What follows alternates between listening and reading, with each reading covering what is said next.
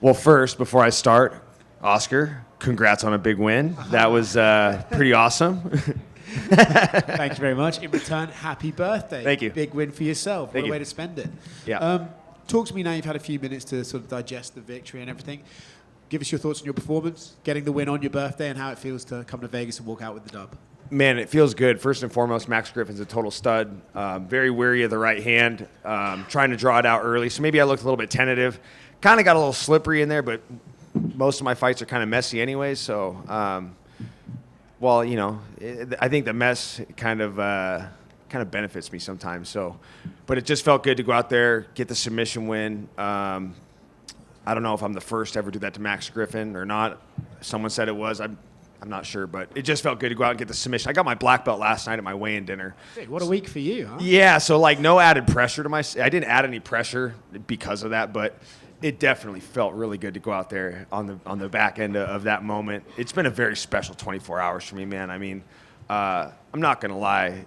The two of these, between getting my black belt last night and getting a submission win on my birthday, I don't think I'll ever have a better 24-hour stretch in my life outside of my wedding. So it's been a very special 24-hour stretch. It feels good to be talking to you guys. I'm very, very happy with my performance.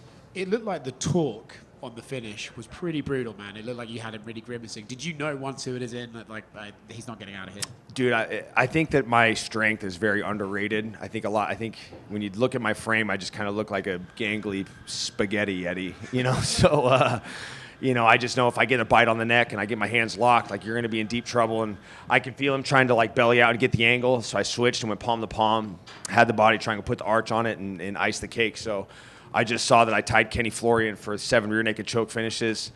Now I got to chase down the great Damian Maia and try to get past 9. So it's just cool to have, it just created, another little goal for me. Just standing outside the tent waiting to come in here is when I read that. And obviously the goal for me remains the same. I want to be a world champion. Otherwise, what's the point in fighting? If you don't think you're the best in the world, if you're not going to chase a world title, what the hell are you doing it for? If you're doing it just for paychecks, you're playing a dangerous game. So for me, I'm training like I'm gunning for a world title. I believe I have the skill set. The only guy to finish Max Griffin before me was Colby Covington. So, but on that note, to see that I get to chase down the great Damian Maia, I just created another new goal for myself to keep me competing for the foreseeable future. So it's always the small goals you have to set up to get to the ultimate prize. So I got to chase him down. I'm going to chase down 3 more rear naked chokes before I hang him up. So we'll see what happens. It's funny, man. I feel like this sport, it's just as you think you're out, it pulls you back in with these Yes, goals. it does. Gets its claws and just dug into you.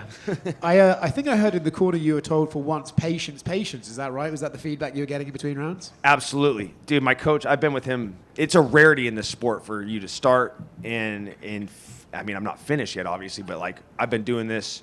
It'll be 17 years next year. And I've been with the same head coach. You have not seen another chief in command in my corner. It's always been Rick Little. So this guy, he just, if he tells me what to do, I'm going to follow. If he says, hey, you got to get on the gas and go for it, I'm going to get on the gas and go for it. But if he says, hey, be patient, let him come to you, I'm going to listen to him. I'm going to buy into whatever he says because he knows my body. We've put in almost 2 decades of work together. I can literally walk in the gym and he can take one look at me and dictate how our practice is going to go. He'll just look at me and say, you look rough. We're not going to train hard today. Or I'll walk in and I could take 5 steps in the door and he'll be like, you look good. We're going hard. So it's to have a guy that knows my body, just knows how to grab the reins and which direction to take me. I think it's important. And loyalty's royalty, and it's rare in this sport. And I've been riding with the same guys, Sam Cecilia, Austin Arnett, Rick Little, till the wheels fall off. Congratulations once again, and get after it tonight. So the 24 hours goes into 36 and really make the most of it, huh? Yes, sir. Mike, right here. Yeah. We've seen a lot of fighters get their black belts in the octagon, and some of them even say it's a bigger deal to them than a win or a UFC title or anything, just because of the years. So I guess, what was it like getting that black belt after so long? It was very special, especially the sentiment that that my coach shared with my wife. I left to go to the bathroom when we were at my weigh-in dinner, and I had a big, almost 30 people at my weigh-in dinner, a lot of my teammates, friends, loved ones.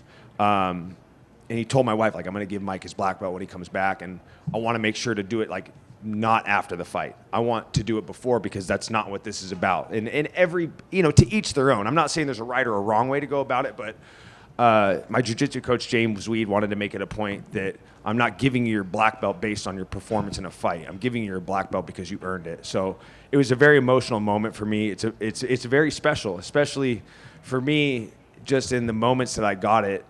It's like just looking down at it, to me, it's not an accolade or an accomplishment. It's a responsibility. You know, when I put that belt on, when I go to the gym, it's a responsibility for me to help my teammates, to be a better role model, to be a better man. It's more than an accomplishment. It's a responsibility. So I'm very happy that I've earned the right to carry that responsibility, and I'm going to do it with a lot of pride.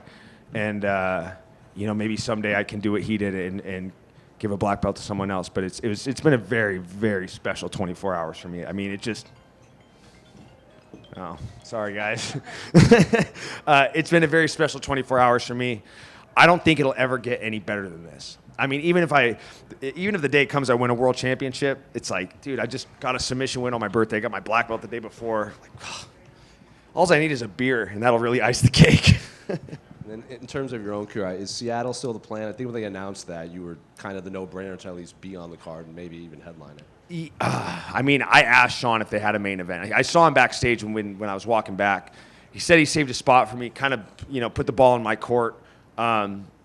We'll see what happens. I tweaked my thumb pretty good. My thumb knuckle's all blown up. We'll see what happens. My wife's birthday's on Friday, so I'm going to take a little bit of time and just decompress. Going to go to Lake Tahoe for the weekend, come home, get back to fighting.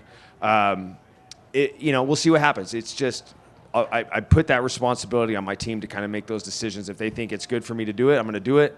The main event slot would really sweeten the pot, but I think that they have somebody, so we'll see what happens. But just got to make sure I'm smart about it. I got to admit, it's good to be active again. Just turned 37, 2 fights in 4 months. 3 fights in 6 months, 3 wins in 6 months would be pretty sweet, on some Cowboy Cerrone shit. So shout out to my dog, Donald Cowboy Cerrone. Just last one for me. You've always been pretty realistic in terms of who you want next, in terms of you look at the rankings and you move your way up. There's a lot of welterweight fights happening. There's one about to start right now with Randy Brown, who didn't have a lot of positive things to say about you at Media Day. Obviously, you got next weekend. You got the co-main event. Yeah. So are there fights you're circling, or are you just waiting for these all to play out and then you'll make a decision? I saw Randy yesterday. He's like, I don't hate you. You just annoy me. I'm like, hey, sorry, dude. I think he's a great guy, whatever. He has choice words for me. I think he's a cool cat, whatever. It's interesting, like, when you're in the rankings, you have some limited, options. You just kind of, look at the same 15 guys, and you're just kind of, have an idea of who you're fighting. Not having the number next to your name, it's like a throwback to when you first get in the UFC. You don't know who they're going to call you with. There's so many guys outside the rankings, and there's a lot of really, really good fighters. So I'm not sure if I'd get a ranked opponent next.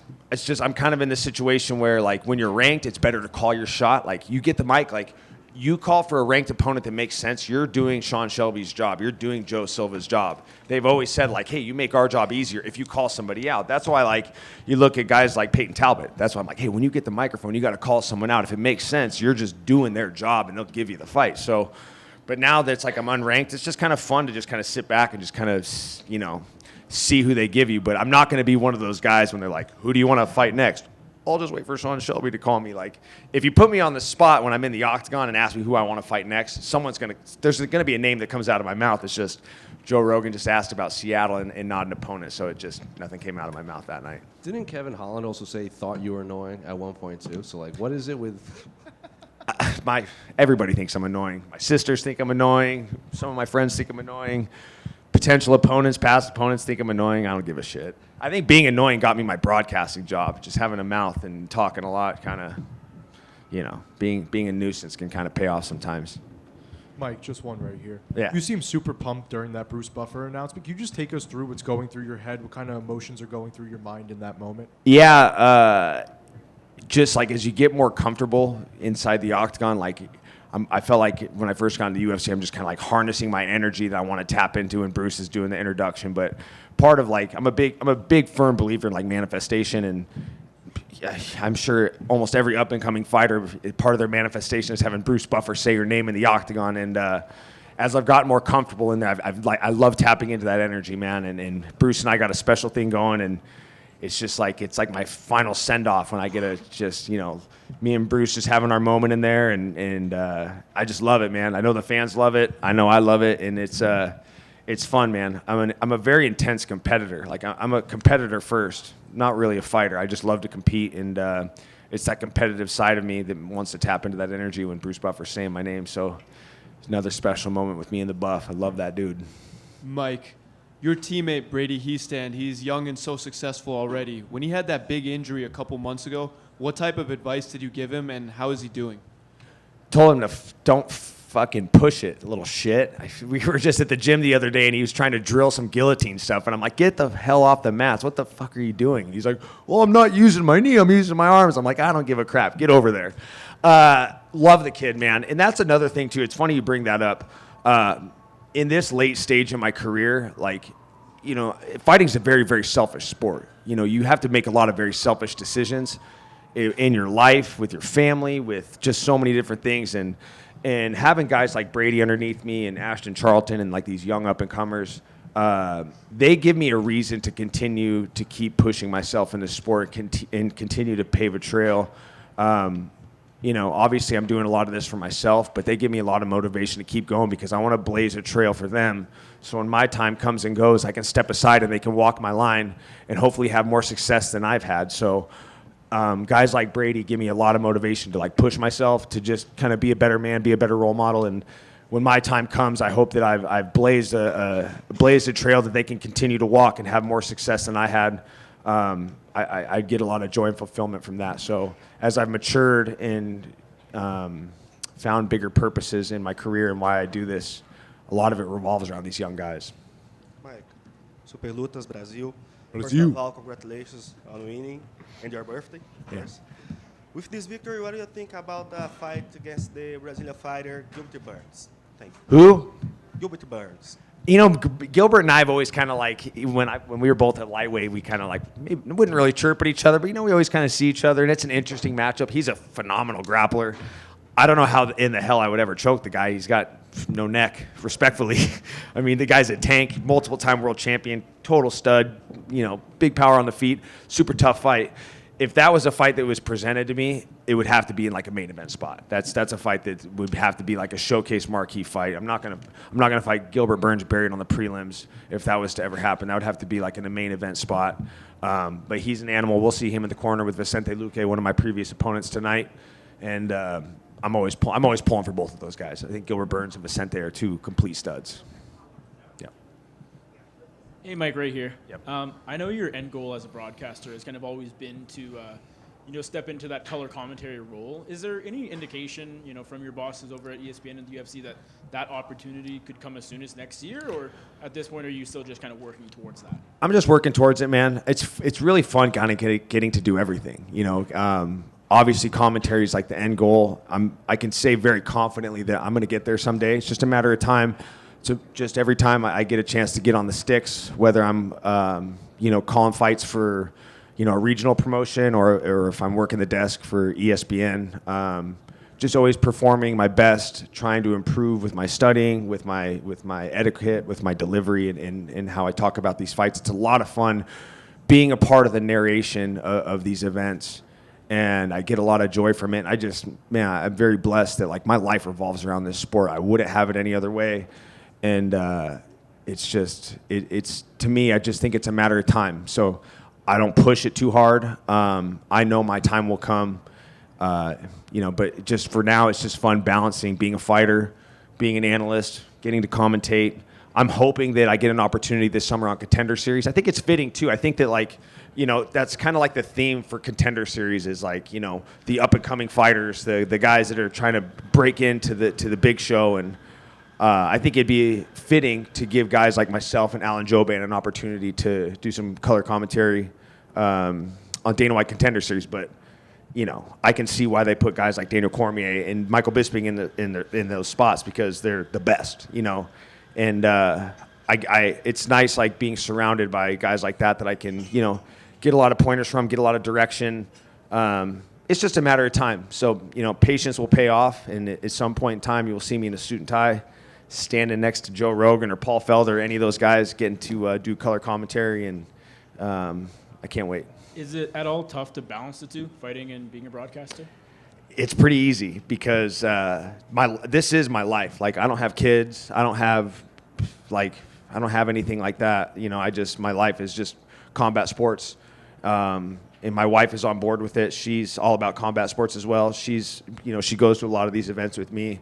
I'd like to think we're a power couple in a sense like that. So she continues to push me and to chase my dreams, and there is no struggle to balance the two. It's a privilege. It's a privilege to like be in training camp, and like it's nice too. Like it's like this training camp. I went to Edmonton to work the desk, and you would think like that would be a hindrance in the middle of training camp to like have to pack your bags and go to Canada, but like, dude, it's awesome because I can continue my training camp. I got to work with Bob Perez for 3 straight days, a different look, a different striking coach. You know, I got to work with him 3 days in a row while I'm at work working the desk. So I can continue my training camp when I'm on the job doing this. So there's really no roadblocks. It's a lot of fun. I love having everything going at once because it all blends together. It's just a melting pot. So I love it. It's never a hindrance. If anything, it's beneficial. It gives me these opportunities. Like, even when I did Saudi Arabia, I went to Saudi Arabia when I was in camp for Tony Ferguson.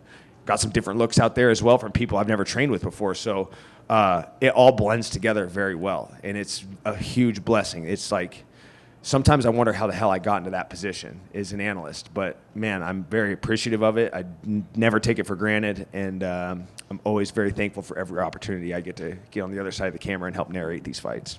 Thank you. Yep. Time for birthday beers. Peace out.